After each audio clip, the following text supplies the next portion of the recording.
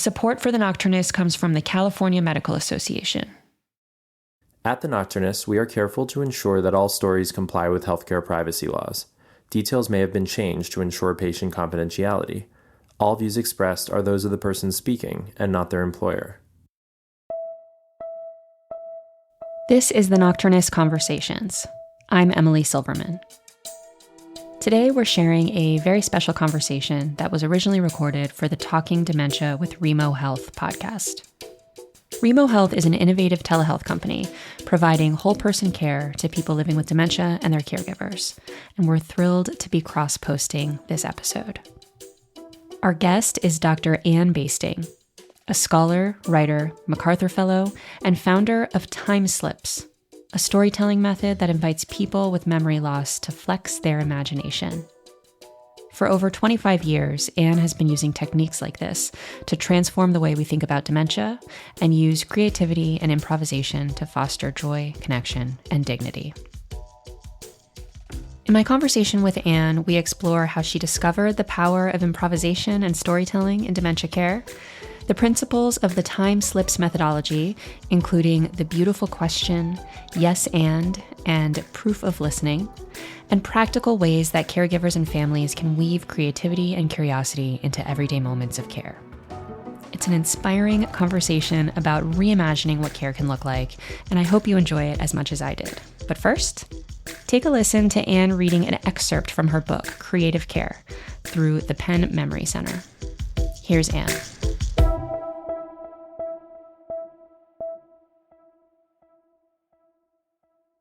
Chapter 1, in which Ruth teaches me what joy looks like. It was opening day. Spirits were incredibly high. I had walked into Morgantown Care and Rehabilitation in Morgantown, Kentucky that Saturday morning to a chorus of exuberant greetings, not what you'd usually expect at a nursing home. Now it was just 2 p.m., showtime. After 2 weeks of rehearsal and a year of planning, the elders, local actors, volunteers, and staff were about to perform their version of Peter Pan, one in which Wendy is in hospice care in her final phase of growing up. And the audience, rather than clapping to prove their belief in fairies, would meet the extended hand of an elder to prove that they believed in one another. There would be song and dance. There would be a giant crocodile, pirates, and of course flying. These residents, several of whom had not been out of their rooms for months, were about to welcome an audience to see them and their nursing home in a completely new light.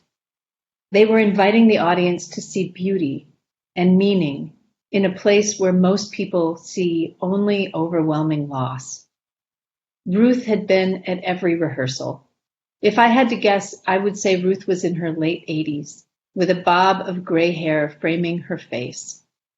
Riding a wheelchair, she was one of the dozen elders dancing in the finale to Frank Sinatra singing "Fly Me to the Moon." As Shirley, a resident who had been the activity director in this very nursing home for 40 years, offered a blessing on the performance, and the stage manager called out "places," Ruth's care partner wheeled her out onto the home's front patio for the pre-show. The wind carried a chill, but every elder in the dance chorus insisted on going outside to greet the audience and to listen to the live music. I looked around at the faces. Every one of them was wide-eyed and wonder-filled, except Ruth. She was crying. Her eyes were bright, but tears rolled down her cheeks. Her mouth was twisted into a half smile, half grimace. I went to her straight away, kneeling down in front of her and taking her hands. "Ruth," I whispered, "are you okay?" She nodded eagerly. "Are they happy tears?" I asked. "Oh, yes," she said with a laugh. "Happy, happy tears."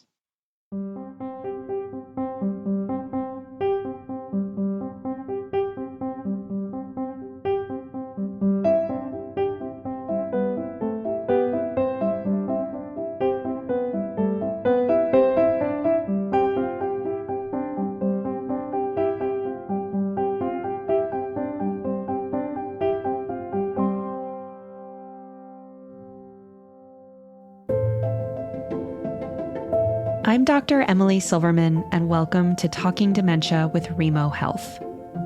Join us as we explore the latest advances, insights, and strategies that help empower those living with dementia and the families that support them. Each episode, we sit down with leading experts, from physicians and researchers to policymakers and clinicians, to provide you with the resources needed to navigate this complex disease.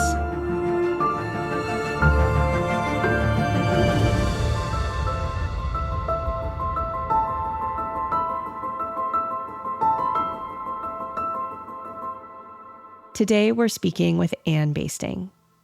Anne Basting, PhD, is a scholar, writer, and advocate for creative aging. She is a professor emeritus of theater at the University of Wisconsin-Milwaukee and the founder of TimeSlips, a nonprofit organization that promotes creative storytelling as a means of engaging people with dementia. In her book, Creative Care, she challenges traditional dementia care by shifting the focus from memory loss to imagination and meaningful connection. A MacArthur Fellow, Basting's innovative approach has transformed how we engage with aging and promoted the fostering of dignity and joy through the arts. Anne, thank you so much for being with us today. It's great to be here. So, Anne, you have over 25 years of experience doing this work, working with elders, working with people who have dementia, using the arts and storytelling and creativity and improvisation to help bring joy and care to this group of people. But before we get to some of the lessons or takeaways of your work, let's rewind to the beginning. Tell us about 25 years ago, what initially drew you to this work and specifically working with older people and people with dementia? I like to start when I answer that question by saying it's perfectly normal for a 25-year-old to want to do a PhD about theatrical and everyday life representations of aging. Because why wouldn't you want to focus on what's ahead and 50 years of the life course? There's always something behind that question that's a little bit like, it's not normal for people to be interested in this. So what is that explanation? But then there is always an interesting story. So I would say that I was one of those kids growing up that did not understand my peers as well as I understood people older than me. So I often found myself in the company of people much older. When I was in 7th grade, my mother put me in art classes. I think I was 12, and everyone else was in their 40s and 50s. I was just super comfortable making art with older people. I did have a good relationship with my grandmother. I didn't see her all that often, but I was a fiction writer and wrote older characters. And that was powerful for me until I started writing plays. And then suddenly it was a problem. I would have a play reading and people would say, "We love this play, but there's no actors for a play about 4 women in their 90s in a nursing home and their friendship." And I'm like, really? And that really compelled my research on the theatrical representations. I did a master's in theater and then a PhD in theater and followed around senior theater groups around the country, which have blossomed. I mean, there are so many now, you can't count them. And then I think when I was turning the dissertation into a book, I just wanted to see if all of this powerful theater games and the essence of creating theater, playing a new role, could be as transformative with people with profound disabilities as it was for these healthy older adults that I saw in senior theater. And then I just started volunteering in a nursing home on an Alzheimer's unit. That was 1996 and really has just compelled my work ever since, really stumbling into the miracle of improvisation and its power to relieve the pressure or the expectation of memory and invite the expression of imagination just completely transformed the dynamics in the relationship and what was possible. And once you feel that, you really can't stop doing it. It's not really possible. I think a lot of people, when they think about times they have visited nursing homes, the images that they have in their head are stuffy rooms, people sitting in chairs. Maybe some of them are nodding off. Maybe there's games that are happening, but the games are passive, like maybe it's bingo or something. A lot of the people sit and watch TV and zone out in front of the TV. And these are the activities that we think of in the garden variety ordinary nursing home. Talk to us about why that's so limiting and the difference between your approach and that approach and why you think we are where we are and where we could go. It's a big question, and it encapsulates 30 years of work, because that first nursing home that I went to as a volunteer, just practicing these theater techniques was exactly that. I vividly remember having to force myself over the threshold through the smells. It was not a very good place, not a place that invited you in to experience meaningful connection with people. And I think that activities, quote unquote, have really been framed as something to do onto another person rather than as something to create meaningful engagement and connection between people. Our healthcare system is really about treatment on the person and not really about the relational dynamics.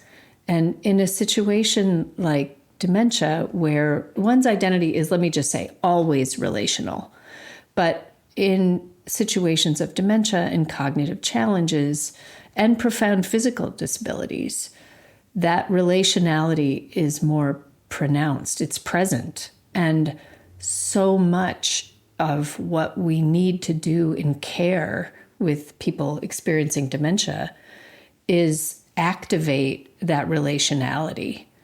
I think that's where we go wrong. If you look at the arc of what I've done, I started just with that improvisational technique and then figuring out how to teach it to anyone. Watch out, I'll try to teach you, right? Like any human being can learn this technique. Then trying to teach it to people in different care settings.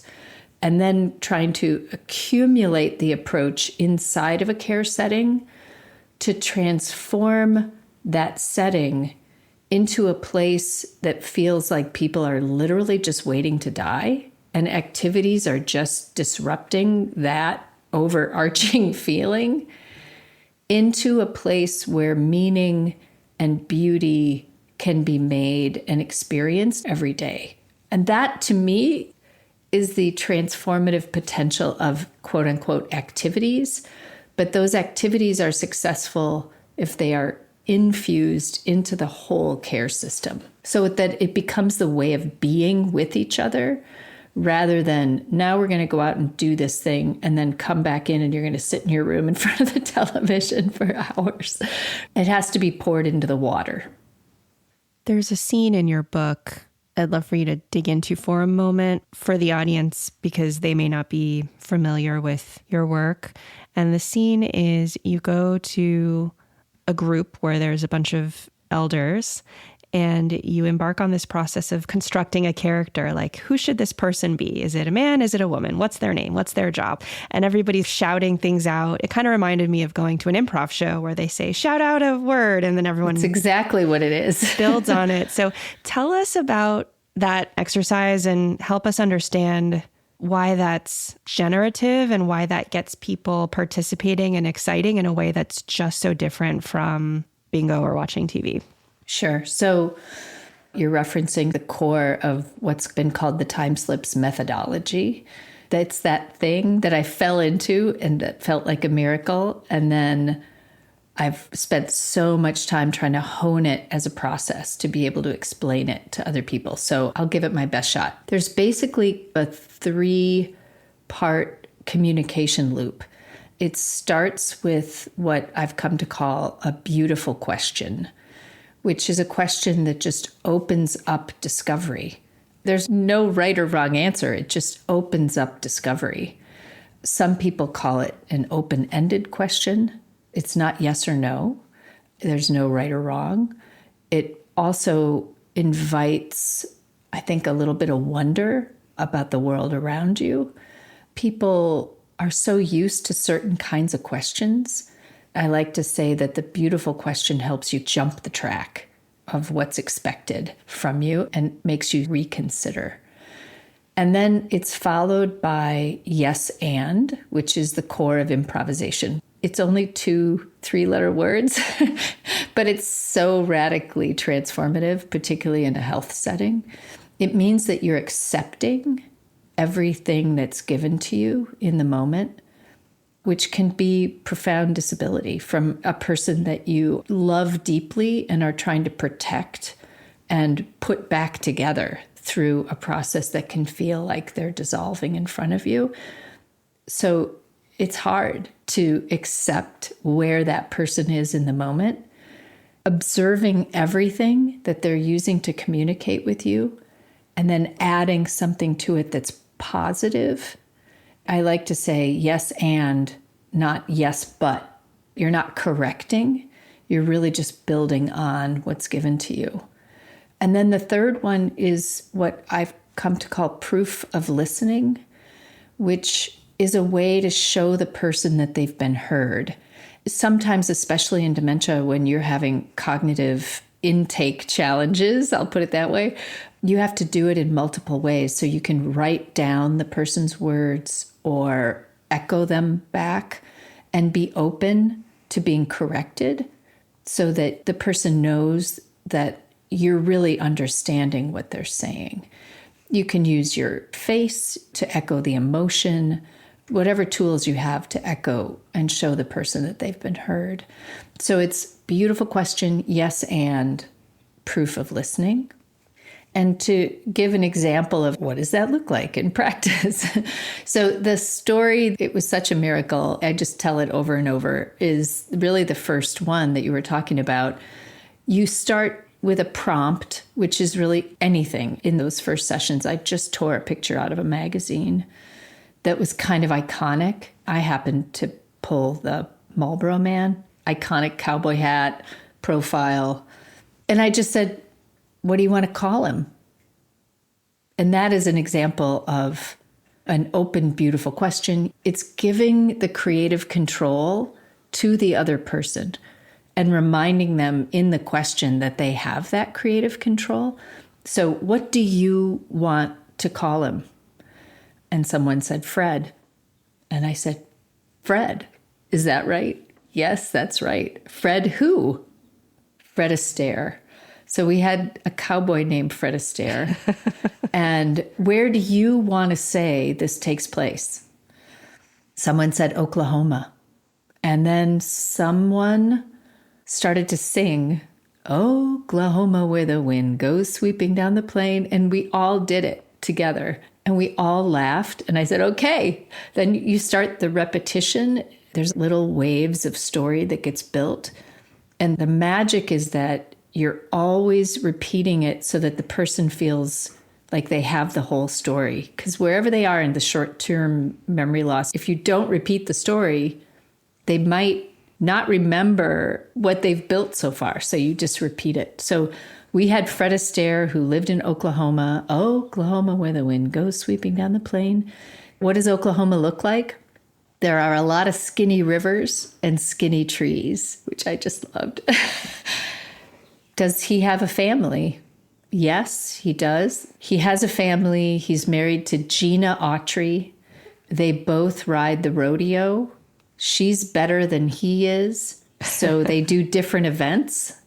He does the calf roping and she did the barrel riding. It went on for 45 minutes. I would just repeat it every now and then to get them back to the moment of creativity where we would add to it. And then you sort of feel like, I think we're kind of done. We've explored all past, present, future of this moment and the characters. And should we finish it? Yeah. And what do you want to call it? And then we're done.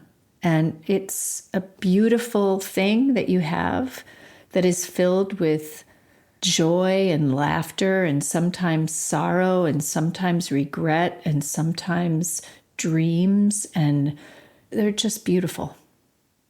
There was a story in your book, maybe it wasn't a story, maybe it was a hypothetical, but it was something along these lines where, let's say there's an older man with dementia and his wife died 10 years ago, and he doesn't remember that she died, and he's with his daughter.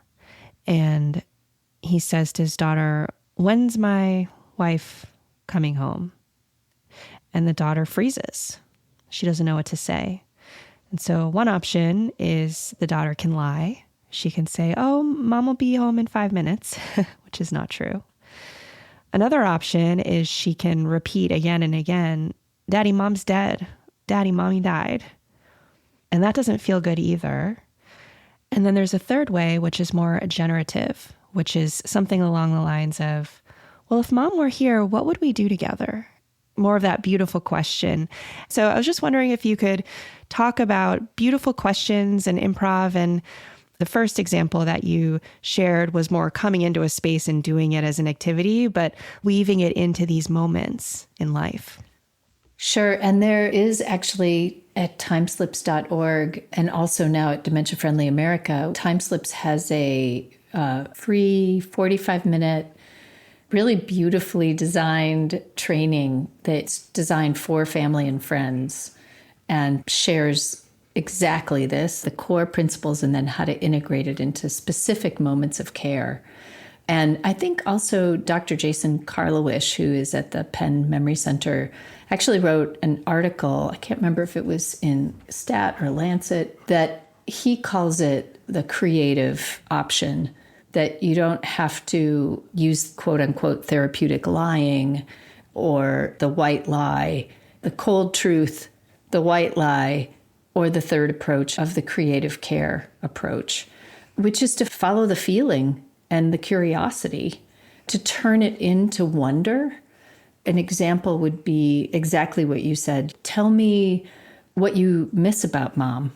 When you think of mom, what do you think of? Let's write a little poem about her. I like to say, get in touch with your inner terrible drawer. I've been doing it a lot now. I have a Substack and I'm illustrating my own essays and I'm just bad. But it doesn't matter because it captures the emotion of the moment. You can create a little story. You can supply your favorite memory. Memories should always be offered as gifts and not tests. So it's not do you remember, it's I remember, and it's a gift. So it really unlocks that third approach. I'd say another really clear micro moment is when someone gets frustrated because they can't think of a word. And we pulled this actually from a real life story that came to us when a woman with dementia wanted the ketchup and was really frustrated. And instead of supplying the word, the daughter said, "What do you want to call it? We'll just call it whatever you want to call it." Mm-hmm. And she said, "Red sauce." Mm-hmm. Well, that's perfectly logical. Don't fret about not being able to get the word. Let us call it red sauce until the next time and you decide it's ketchup again, So it just relieves the pressure on the moment in a world that is ruled by the expectation of rational language and chronology. It just loosens the edges that make those moments a little more connective. I don't want to romanticize dementia in any way. And we had a beautiful story on the podcast several months ago. It was a woman describing going for a walk with her husband, and he was the one living with dementia. And she was very sad that day. She was in a sad mood. And they're walking together, and at one point, he turns to her and he says, "Why are you raining?" And as she was telling us that story, she started tearing up. And you could tell that she thought there was something beautiful there, something obviously metaphorical there about the question. And I'm not sure why he said it that way. I'm not sure if there was a word that he was reaching for that he couldn't find. And so instead he opted for, "Why are you raining?" But I'm wondering if you have any thoughts about brains that are sick with dementia and what they offer creatively that a healthy brain may not be able to offer. The simplest way to describe it is that people with cognitive challenges like dementia are living in poetry. Poetry is metaphoric language. If you can't come up with one word or a concept, you have to reach for another one. Already that's metaphor or simile. And so they open up our understanding of the world by communicating in poetry. And that example you gave is a really beautiful example of that. But it's my pretty common experience. And sometimes they won't be words at all. They'll be sounds or gestures, depending on if the person is beyond language, either in that moment or in that phase of wherever they are. It's teaching us to open how we think about communication and how we interpret the world. I'll add a little story to that, which is, I don't know if people have seen the movie Away from Her. It's based on an Alice Munro story, The Bear Went Over the Mountain.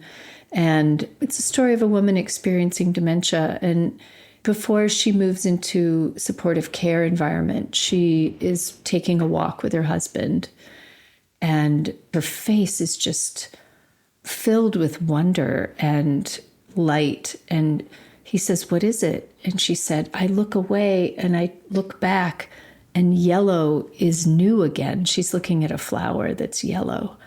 You don't want to romanticize it because it is hard. It is really hard. But it also is filled with these little openings that can deepen our understanding of what it means to be alive and to perceive. You talked earlier about relationality and just now about communication. You also spoke earlier about how using this more improvisational approach can de-escalate situations in a way. It blunts the edges. It removes the expectation.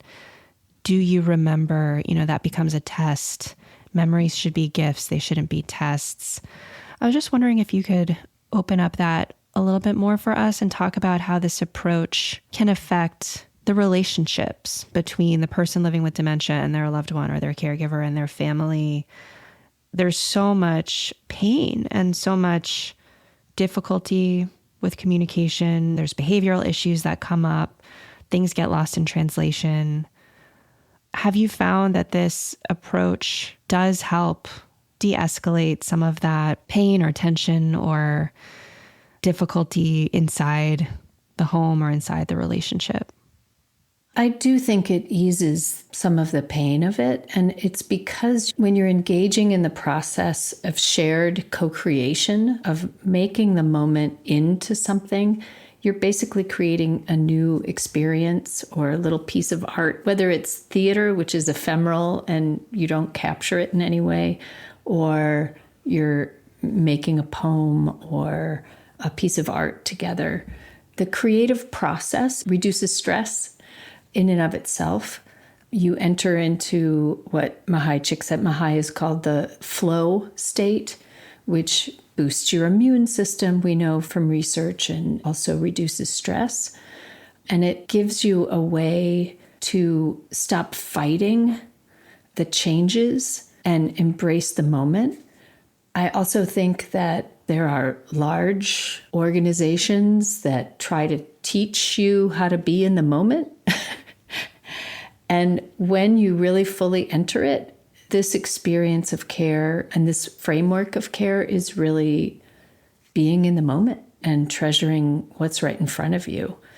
Caregivers are also battling. My mother has dementia now, so I'm fully in it as well. And you're experiencing what they call anticipatory grief, where the person is in front of you. They aren't gone yet, but you're holding the memory of what the person was like. In some ways, it's almost overwhelming the impulse to try to repair and fill in the gap between who they were and who they are, or protect it.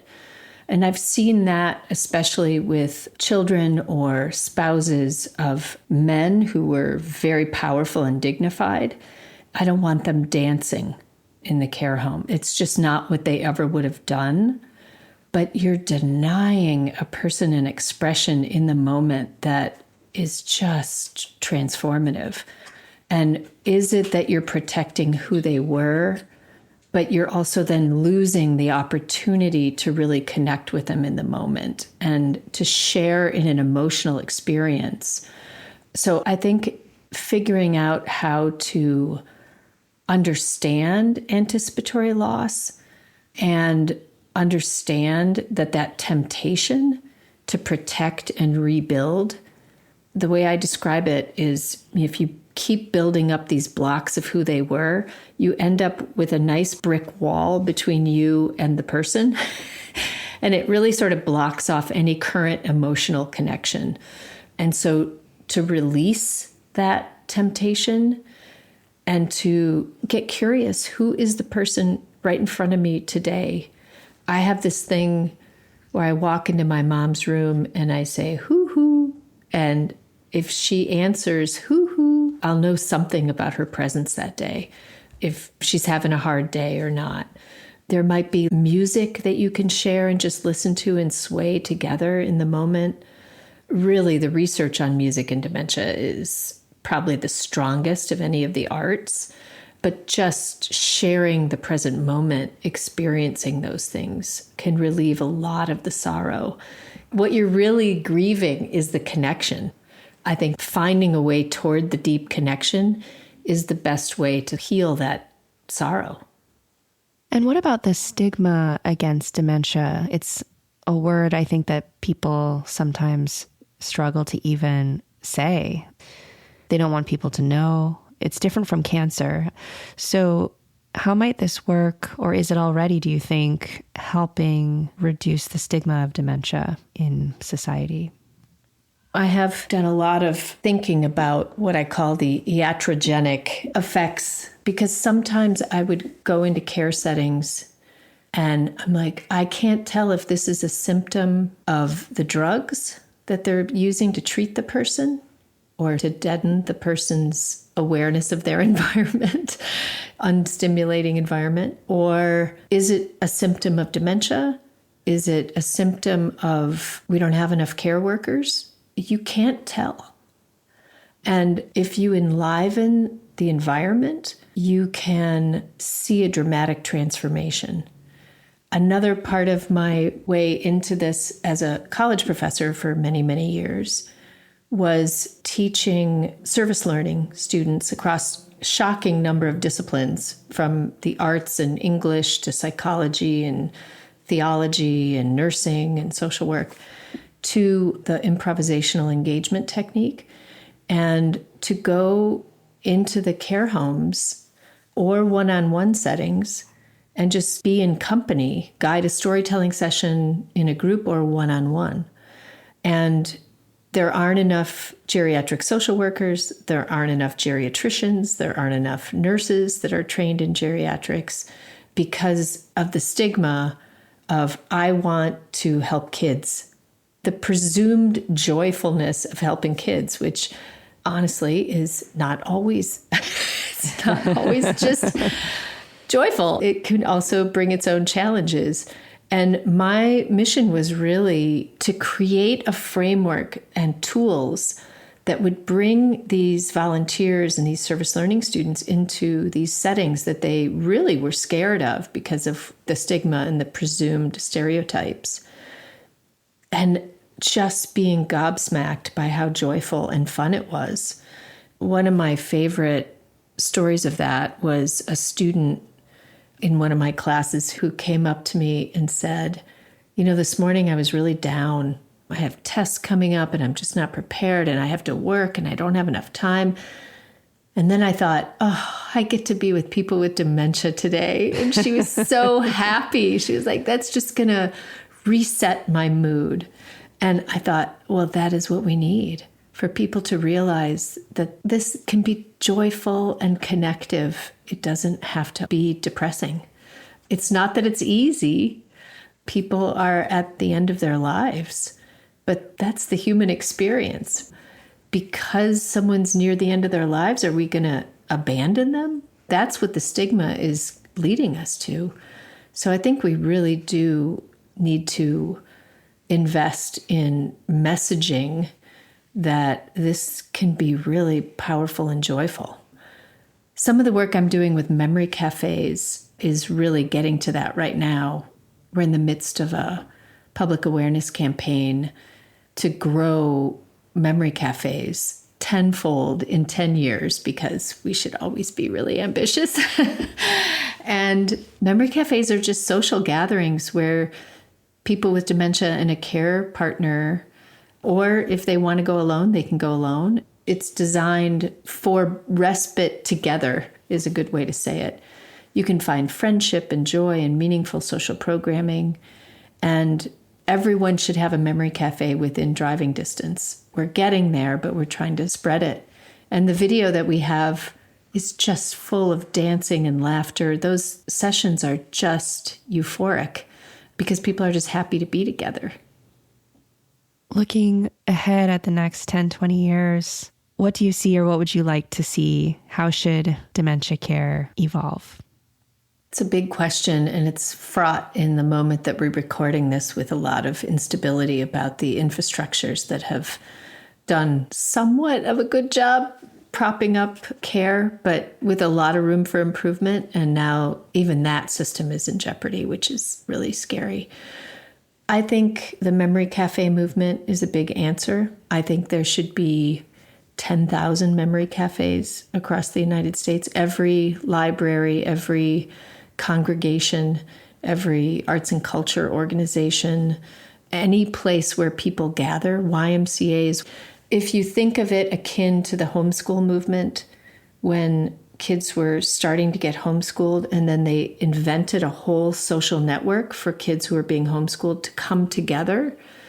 If you think about the 85% of people with dementia and a caregiver who are living at home, not in residential care settings, they need that same infrastructure for gathering and friendship and shared experience. So I really would imagine a vibrant network, and we have a directory now capturing all the existing ones called memorycafedirectory.com. I think, too, that the way in, it is very difficult to, in residential care settings or even home care, to find and train staff. I think those care workers should get health care. I think that is just a human right at this point, that if you're relationally protecting the care of another human being, you should have health care coverage. I also think that because we don't have enough people to provide care, that we should really be boosting the volunteer and service learning components from high school and colleges, and also from retirees, to be part of the solution for meaningful engagement in residential care settings and home care settings. TimeSlips is switching to a train the trainer program so that we can really get these approaches out there, and then figuring out which systems to run these frameworks and trainings through so that they can really just start expanding and offering it as part of the solution. Well, that feels very concrete and doable, actually. Like Doesn't memory it, though? cafes, training the trainer. And so that leaves me feeling hopeful and inspired. And I'm wondering, as we draw this to a close, if there's anything else you'd like to share with the Remo audience. I often tell people to have confidence in their own creativity, that every human being is creative. Feeling that creativity is really powerful for everyone. And then you can't invite another person into creativity until you feel that yourself. And it's also really good to challenge your own brain, and the shift toward brain health is really powerful as well now and in 10 years. I've also started following my own advice And I have a Substack where I've been creating little videos and creating prompts and short essays, and then illustrating those essays as a way to say, look, everybody can do this. Grow a little bit yourself. Try it. Just try some form of expression. And I'm trying to model opening up moments into wonder in that way. So I think I just leave it with try it, experiment, turn toward the curious, turn toward the moment of wonder, and think about how you could connect in the moment. People have instrumental tasks they have to get done, but try to do them playfully and make them into creativity instead so that you're doing them together.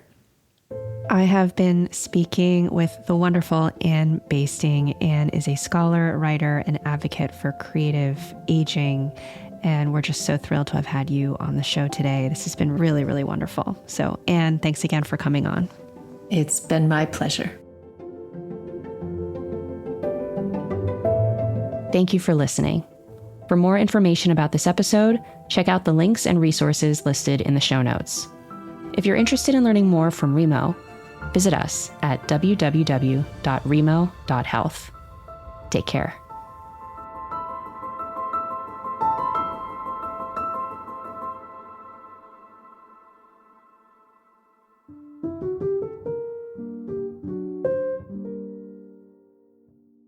This episode of The Nocturnist was originally produced by Remo Health as part of their Talking Dementia podcast. Remo is a virtual dementia care company that provides comprehensive and personalized care plans for people with dementia and their caregivers. To learn more about Remo, visit remo.health. And special thanks to Molly Rose Williams for assembling this episode for our audience here at The Nocturnists. Our executive producer is Allie Block, and Ashley Pettit is our program director. Original theme music was composed by Yosef Monroe, and additional music comes from Blue Dot Sessions. The Nocturnist is made possible by the California Medical Association, a physician-led organization that works to ensure the doctor-patient relationship remains at the center of medicine. To learn more about the CMA, visit cmadocs.org. This episode of the Nocturnist Conversations is sponsored by the Physicians Foundation, which supports physician well-being, practice sustainability, and leadership in delivering high-quality, cost-efficient care. The Nocturnist is also made possible by donations from listeners like you. In fact, we recently moved over to Substack, which makes it easier than ever to support our work directly. By joining us with a donation of $2, $5, or $10 a month, you'll become an essential part of our creative community. I'm your host, Emily Silverman. See you next week.